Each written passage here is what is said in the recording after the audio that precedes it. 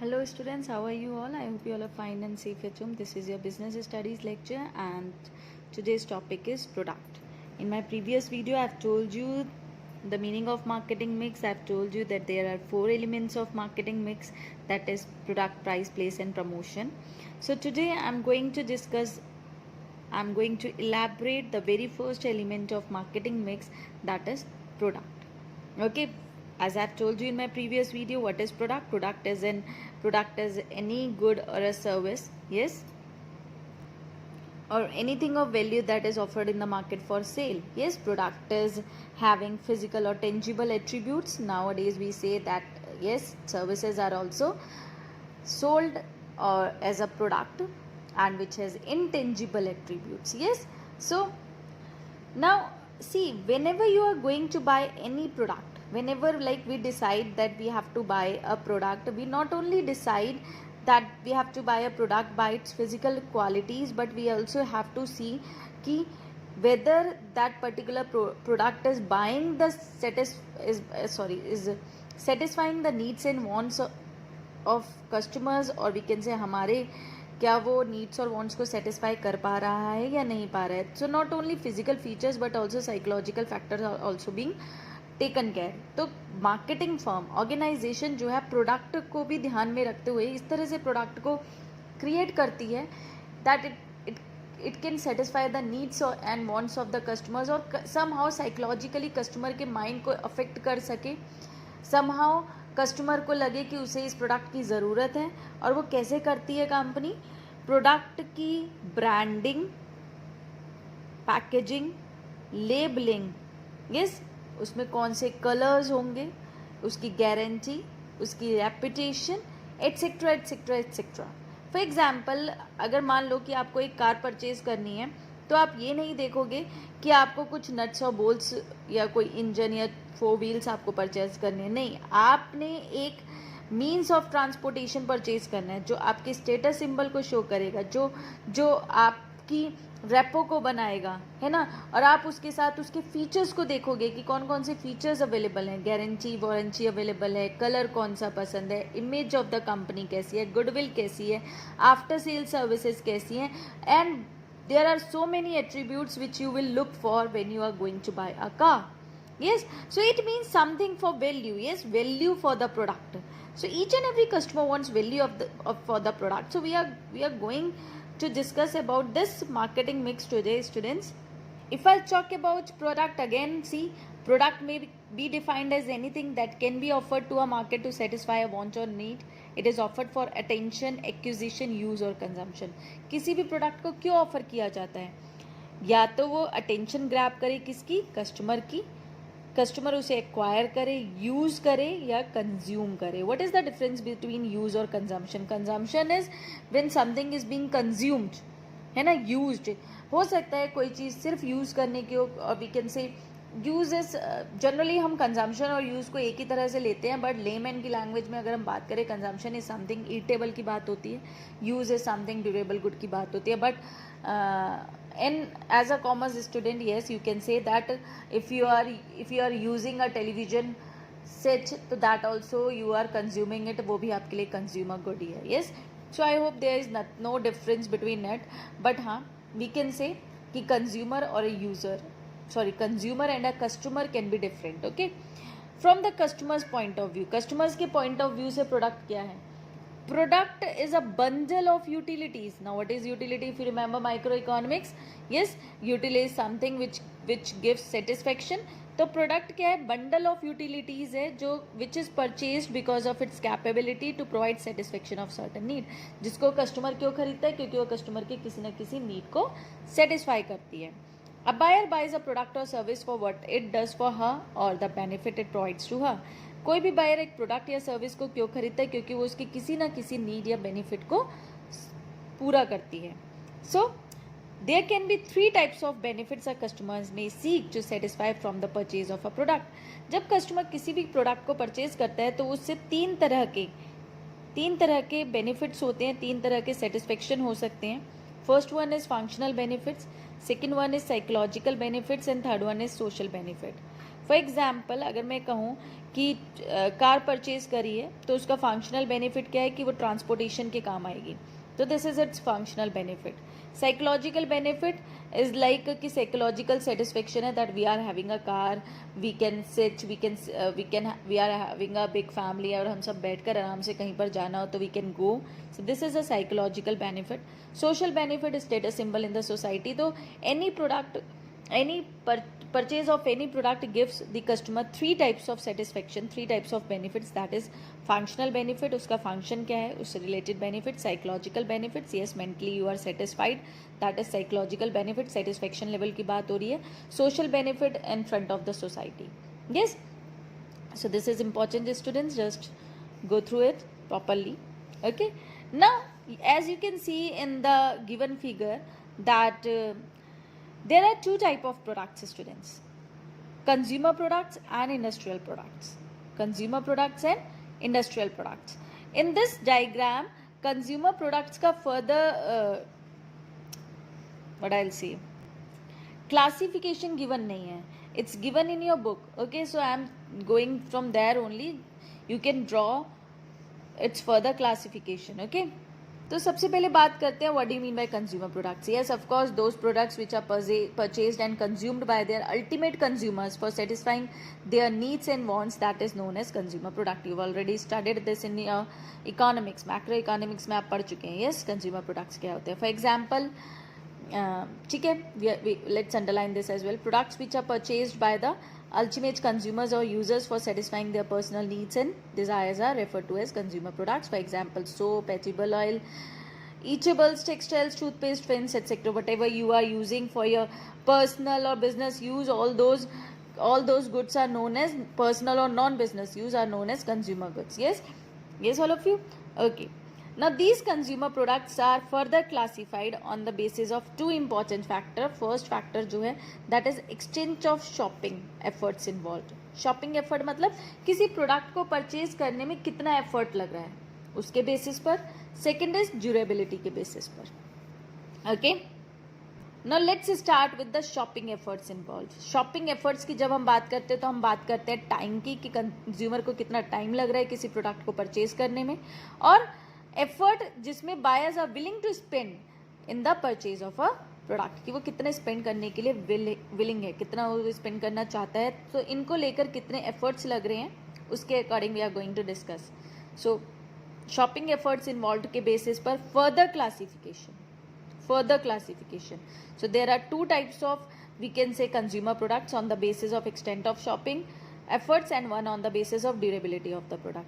Now on the extent of shopping efforts, further classification is convenience products. नाम से पता चल रहा है वो प्रोडक्ट जो एकदम से हम लोग खरीद लेते हैं, कोई एफर्ट नहीं लगाना पड़ता, कोई टाइम नहीं लगाना पड़ता, किसी तरह की मेहनत नहीं करनी पड़ती, किसी तरह से हमें यहाँ से कहीं दूर नहीं जाना पड़ता या इंपोर्ट एक्सपोर्ट नहीं कराना पड़ता. Means easy availability, very easy availability is known as convenience products. So those consumer products which are purchased frequently, immediately and with least time and efforts, जिसमें बिल्कुल भी टाइम ज़्यादा नहीं लगता है, एफर्ट ज़्यादा नहीं लगते हैं, उन गुड्स को हम बोलते हैं convenience products. For example, cigarettes, ice creams, medicines, newspaper, stationery items, toothpaste, etc. These goods have low unit value. It means इनकी प्राइस जो है वो बहुत कम होती है और इनको हम ज़्यादातर स्मॉल क्वांटिटीज़ में परचेज करते हैं. Okay, now students, what ever I have marked here with pencil, these are the features of convenience product. So when you are getting case studies तो आपसे पूछा जाता है कि which type of product is this. So these all are the keywords we can say. तो इनके basis पर आप बता सकते हो. So while preparing notes, just write down these things in points so that you can go with it. Now okay, ठीक है, अब हम फिर से characteristics की बात करते हैं इस प्रोडक्ट की. These products are purchased at convenient locations where yes, हमें बहुत easily available हो जाते हैं प्रोडक्ट्स, हमारा एफर्ट या टाइम नहीं लगता है. इनकी रेगुलर और कंटिन्यूस डिमांड होती है. अगर प्रोडक्ट फिनिश होता है तो हमें उसी टाइम उसे खरीदना पड़ता है और जनरली ये हमारे असेंशियल प्रोडक्ट्स की कैटेगरी में आते हैं. इन प्रोडक्ट्स की स्मॉल यूनिट ऑफ परचेज होती है, मीन्स हम बहुत कम खरीदते हैं और लो प्राइजेज होते हैं. For example, the eggs are sold at ₹28 per dozen and the customers purchase them in small numbers. Yes, so these are the features we can say. Next feature is of this type of product is that these products have standardised price. Standardised price मतलब same price होते हैं, आप कहीं पर भी चले जाओ आपको वो उसी प्राइस में मिलेगा. फॉर एग्जाम्पल अगर आप 10 रुपीज़ की डेयरी मिल्क चॉकलेट लेते हो तो हर जगह वो आपको 10 की ही मिलेगी, कहीं 11 या 9 रुपीज़ की नहीं मिलेगी विथ और सेम साइज़ में. यस, सो स्टैंडर्डाइज्ड प्राइस होते हैं बिकॉज ज़्यादातर ये प्रोडक्ट्स जो होते हैं ब्रांडेड प्रोडक्ट्स होते हैं. The competition in this products is high. Of course high होता है यहाँ पर क्योंकि सप्लाई बहुत ज़्यादा होती है, डिमांड बहुत कम होती है. अगर हम बात करें, अगर हम चॉकलेट्स की बात करें तो मार्केट में चॉकलेट्स सेल करने वाले सप्लायर्स बहुत सारे हैं और उनके अकॉर्डिंग डिमांड जो होती है कम होती है. तो generally supply is greater than the demand. तो मार्केटर्स को यहाँ पर बहुत हेविली एडवर्टीजमेंट करनी पड़ती है. अगर हम बात करें पेप्सी की तो यू कैन सी कि पेप्सी का कॉम्पिटिटर कोक है. तो पेप्सी और कोक आपस में हमेशा फाइट करते हैं, एडवर्टीजमेंट पर बहुत खर्च करते हैं so that they can create their market. Yes, so this is like कि यहाँ पर जो है एडवर्टीजमेंट पर बहुत ज़्यादा पैसा खर्च किया जाता है. Next feature is sales promotion schemes और शॉर्ट टर्म इंसेंटिव्स यहाँ पर ऑफर किए जाते हैं. सेल्स कॉन्टेस्ट करे जाते हैं, डिस्काउंट ऑफर्स दिए जाते हैं so that marketing of the product हो सके. Okay, next type is shopping products.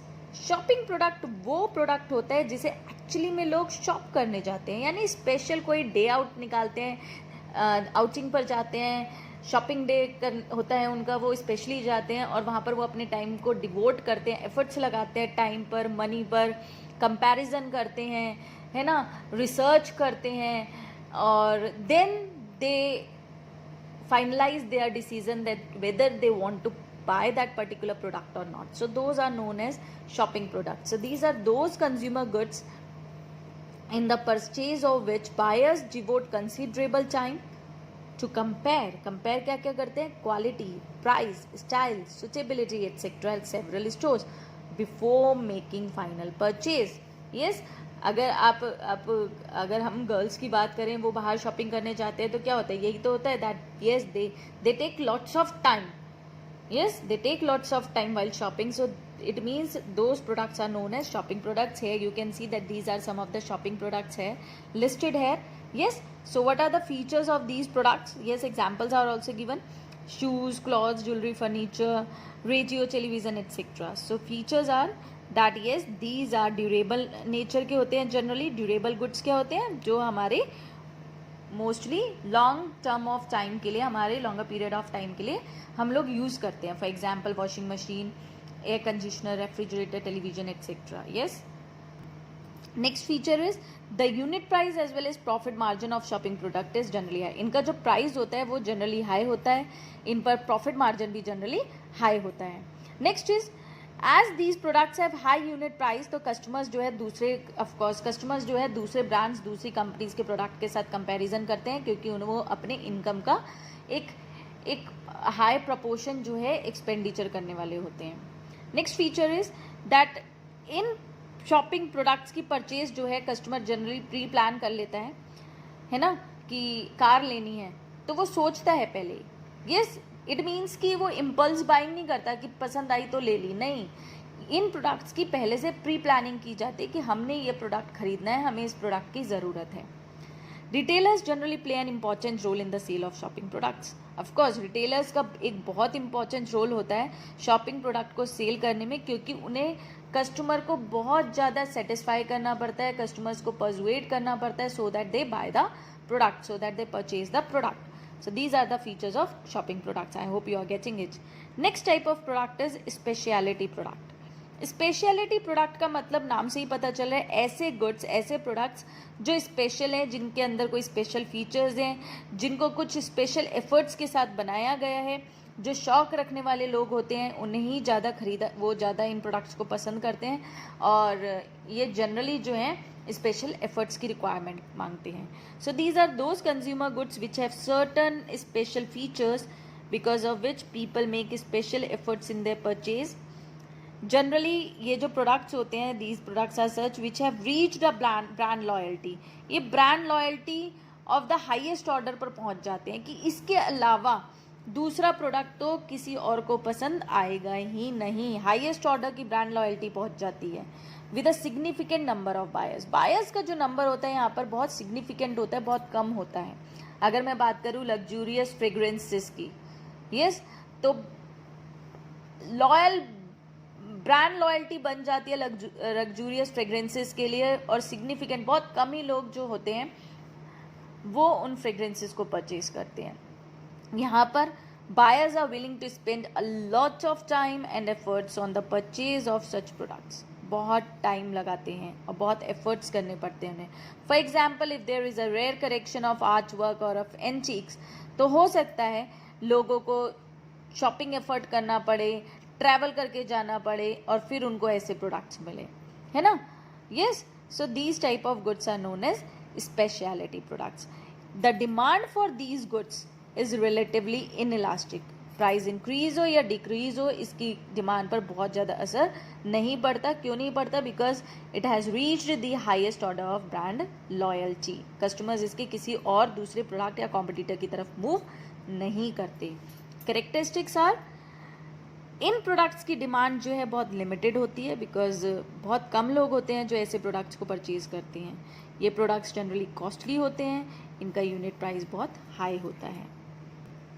Next feature is that these products are available for sale at few places. कम जगह पर ये प्रोडक्ट मिलते हैं क्योंकि यहाँ पर कस्टमर्स बहुत कम होते हैं, और कुछ ही कस्टमर्स होते हैं जो एक्स्ट्रा एफर्ट डालने की कोशिश करते हैं, चाहते हैं. That's why these are available for sale at a very few places. इन टाइप के प्रोडक्ट्स के लिए एग्रेसिव प्रमोशन की ज़रूरत होती है. एग्रेसिव प्रमोशन की ज़रूरत होती है. इट मीन्स कि लोगों को इन्फॉर्म करना पड़ता है about the availability and features. Next is after sale services. ऐसे प्रोडक्ट्स में बहुत इंपॉर्टेंट होती है. Okay, so these are the features.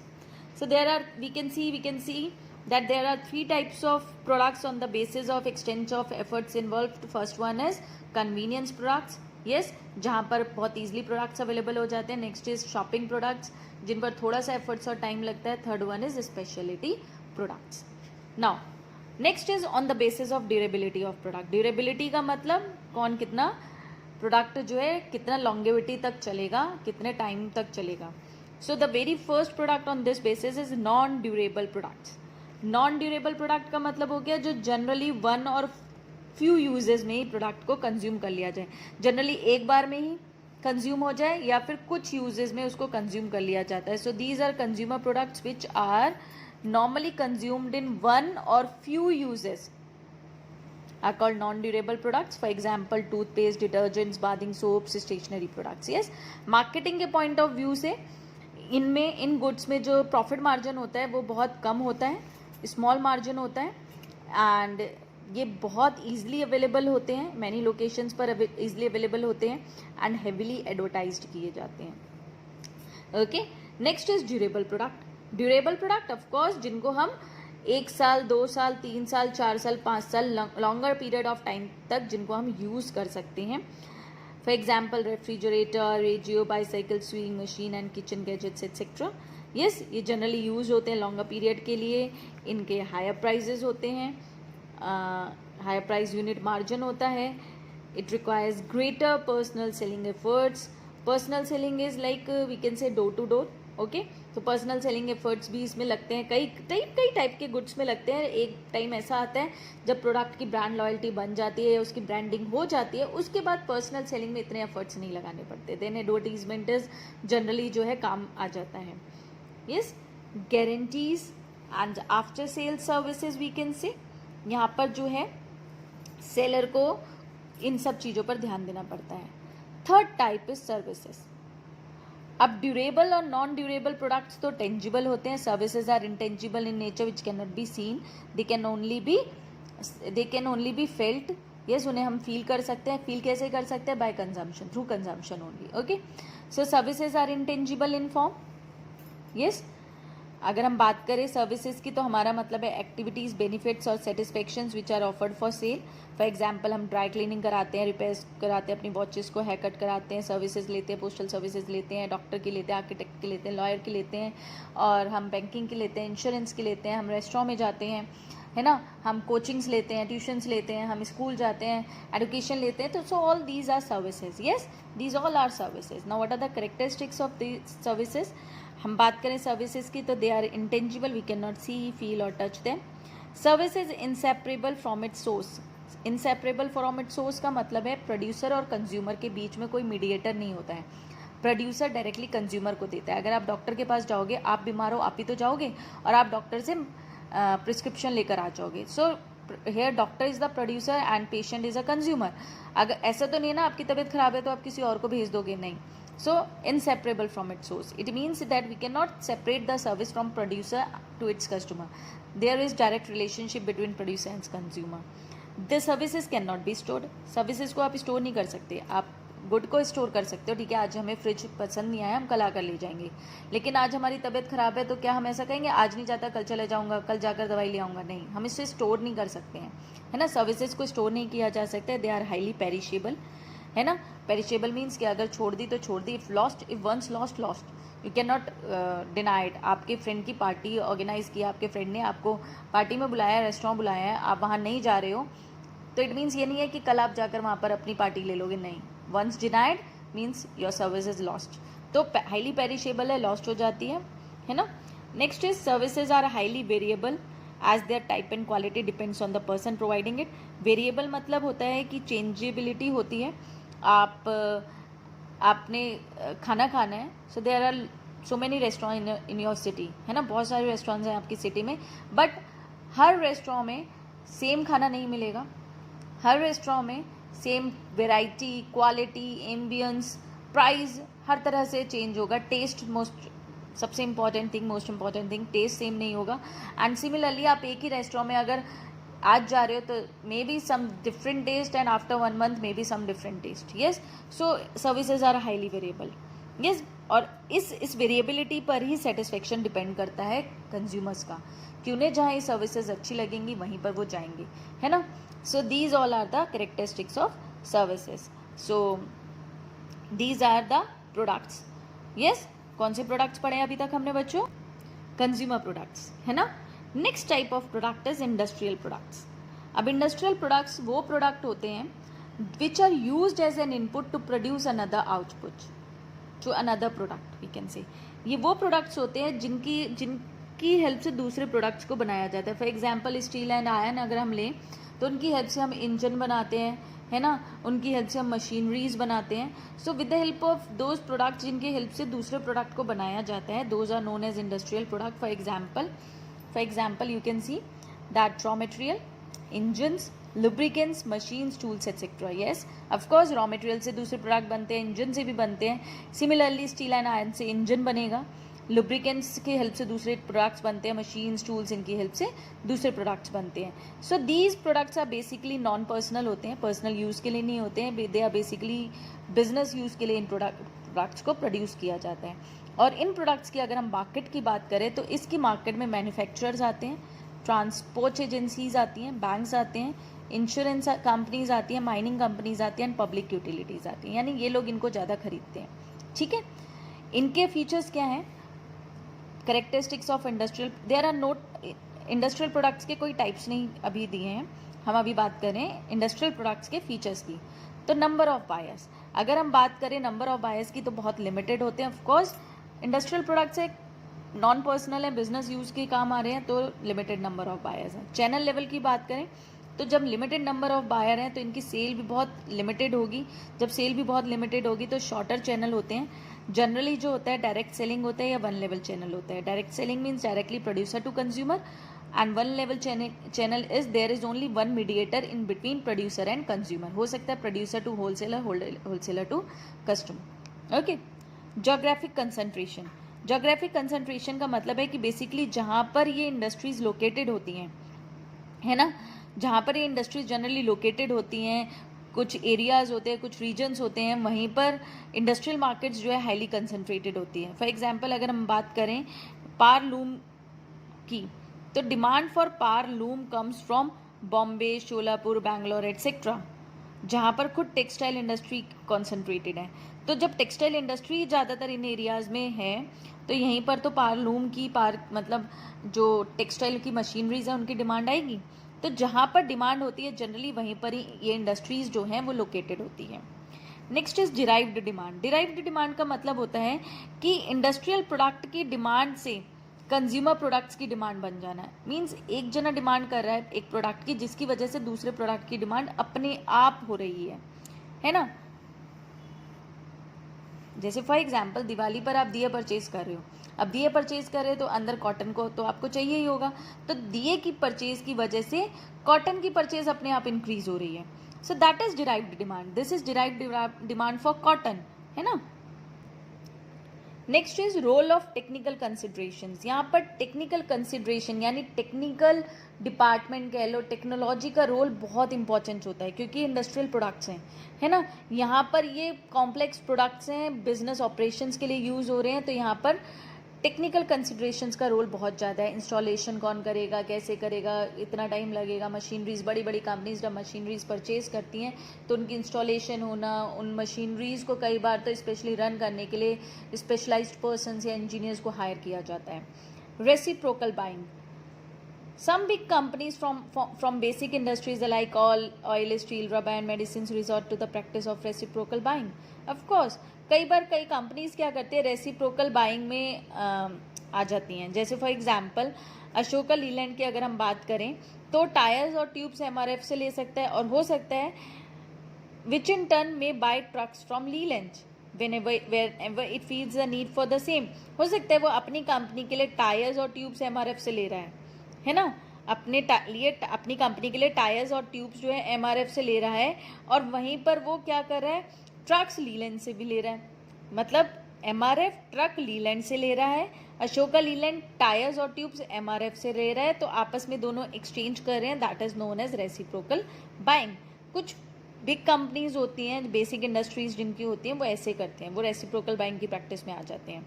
Leasing out, आजकल एक बहुत बड़ा ट्रेंड चल गया है इंडस्ट्रियल प्रोडक्ट के लिए, इस मार्केट के लिए, कि वो लीज आउट कर देते हैं, वो परचेज नहीं करते। इट मीन्स कि अगर कोई मशीनरी चाहिए किसी कंपनी को 5 साल के लिए, 6 साल के लिए, तो वो खरीदेगा नहीं, वो लीज पर ले लेगा, है ना।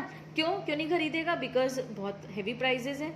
तो आज के टाइम पर ये भी एक करेक्टरिस्टिक है इंडस्ट्रियल प्रोडक्ट्स का कि most of the industrial products are leased out. कुछ कंपनीज हैं जिन्होंने मशीनरीज को खरीद रखा है। फॉर एग्जाम्पल जब घर बनता है तो हम लिंटर डालते हैं, तो स्पेशल मशीन हम लोग क्या करते हैं, लीज पर ही तो लेते हैं, हम खरीद नहीं लेते। हमारा घर बन रहा है या हमारा कॉम्प्लेक्स बन रहा है, मॉल बन रहा है, तो हम उसे खरीदेंगे नहीं, हम क्या करेंगे, लीज पर ले आएंगे, है ना। सिमिलरली जेसीबी चाहिए तो लीज पर ले आएंगे, खरीदेंगे नहीं उसको। तो आजकल इंडस्ट्रियल प्रोडक्ट्स जो है लीज आउट भी होते हैं। ओके, यू कैन सी है that these are the classification of industrial goods. आप देख सकते हो मटेरियल एंड प्लांट्स की अगर हम पार्ट्स की बात करें हम, तो इनका भी फर्दर क्लासिफिकेशन है, raw material, manufactured material and parts and further classification. So you can see material and parts basically वो गुड्स होते हैं जो कि एंटर कर जाते हैं मैन्युफैक्चर प्रोडक्ट्स में कम्प्लीटली।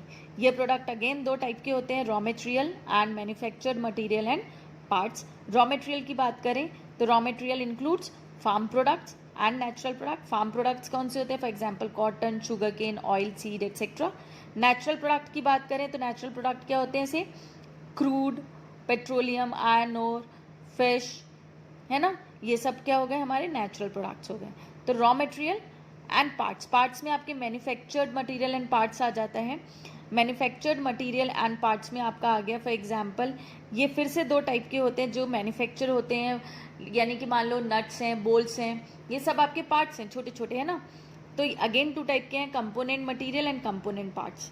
अगर हम कंपोनेंट मटेरियल की बात करें for example glass, iron, plastic, और कंपोनेंट पार्ट की बात करें तो tyre, electric bulb, nuts, bolts, steering, battery, ये सब आ गए इसमें, है ना। तो these are manufactured material and parts. Capital items, you all know what are capital goods, those goods which are used in the further production process, these are basically for investment purposes. Yes, अब these further includes, further ये क्या include करते हैं? Installations and equipments. Installations वो capital good जिनको install करना पड़ता है, बड़ी बड़ी मशीनरीज को इंस्टॉल करना पड़ता है, कंप्यूटर्स को इंस्टॉल करना पड़ता है, आजकल एलिवेटर्स को इंस्टॉल करना पड़ता है। इक्विपमेंट्स जो हम हाथ में लेकर चल लेते हैं, लाइक ऐसे cellphone, laptop, fax machines, hand tools जो इतने भी होते हैं, वो इक्विपमेंट्स आ गए। Supplies and business services, supplies and business services, these are basically short lasting goods and services होते हैं जो फिनिश्ड प्रोडक्ट को लास्ट टाइम पर उनमें थोड़ा सा एड ऑन कर देते हैं, फैसिलिटी दे देते हैं, या कह लो उनको मैनेज कर लेते हैं. For example maintenance and repair items, है ना. अगर हम बात करें इंडस्ट्रियल गुड्स की, तो इंडस्ट्रियल गुड्स में सप्लाईज एंड बिजनेस सर्विसेज भी तो मिलती हैं. अगर आपका टेलीविजन खराब हो जाता है, आप क्या करते हो, इंस्टॉलेशन या फिर टेक्नीशियन को बुलाते हो रिपेयर करने के लिए. तो अगर वो रिपेयर करने आ रहा है, इट मीन्स आपने इंडस्ट्रियल प्रोडक्ट का यूज़ किया है. और इंडस्ट्रियल प्रोडक्ट के कौन से टाइप का, सप्लाईज एंड बिजनेस सर्विसेज का, उसमें भी मेंटेनेंस एंड रिपेयर आइटम्स का. ओके, लाइक अगर हम कहें मेंटेनेंस एंड रिपेयर की बात करें, तो हम घर पर पेंट कराते हैं, है ना, या छोटे छोटे हम नेल्स को यूज़ करते हैं कहीं पर भी लगाने के लिए. So these are all it. Operating supplies like lubricant हो गया, कंप्यूटर स्टेशनरी हो गई, राइटिंग पेपर हो गया. जो बिजनेस सर्विसेज में सप्लाईज का काम करते हैं, मीन्स छोटी छोटी चीज़ें. आप मार्कर की बात करो, आप वाइट बोर्ड की बात करो, है ना. So these are operating supplies. किसी भी सर्विस को ऑपरेट करने के लिए जो उसके असेंशियल सप्लाईज है, असेंशियल चीज़ें हैं, उनकी बात हो रही है ये. Okay, so these all are the industrial goods. Okay, yes बच्चों. तो बेसिकली जो कंज्यूमर प्रोडक्ट और इंडस्ट्रियल प्रोडक्ट है, इनके बीच में डिफरेंस जो है वो सिर्फ इनके नेचर को लेकर है. ठीक है, सिर्फ इनके नेचर को लेकर है. क्योंकि दोनों प्रोडक्ट्स के बायर्स जो हैं, उनके अपने अपने बाइंग मोटिव हैं, अपने अपने एटीट्यूड है, अपने अपने अप्रोचेस हैं, जिसको लेकर वो प्रोडक्ट को परचेज करते हैं. एक इंडस्ट्रियल बायर की थिंकिंग अलग है, एक कंज्यूमर की थिंकिंग अलग है. दोनों अलग अलग बिहेवियर से अपने अपने रैशनल डिसीजंस ले रहे हैं. दोनों की कॉस्ट अवेलेबिलिटी, दोनों की ब्रांडिंग, दोनों का टेक्निकल स्पेसिफिकेशन, दोनों की goodwill, everything is different. Similarly जो इनके सप्लायर्स हैं, इन प्रोडक्ट के सप्लायर्स हैं, उनका भी एटीट्यूड डिफरेंट है, अप्रोच डिफरेंट है, उनका रैशनल बिहेवियर डिफरेंट है, टेक्निकल स्पेसिफिकेशंस डिफरेंट है. कंज्यूमर प्रोडक्ट मोस्टली इम्पल्सिव होते हैं, इमोशनल होते हैं, एडवर्टीजमेंट पर बेस्ड होते हैं, सेल्स प्रमोशन पर बेस्ड होते हैं. इंडस्ट्रियल गुड्स में ऐसा कुछ नहीं होता है mostly. Okay, so this is the very first component students of marketing mix, first element of marketing mix, that is product. I hope you understood this. Thank you and have a nice day.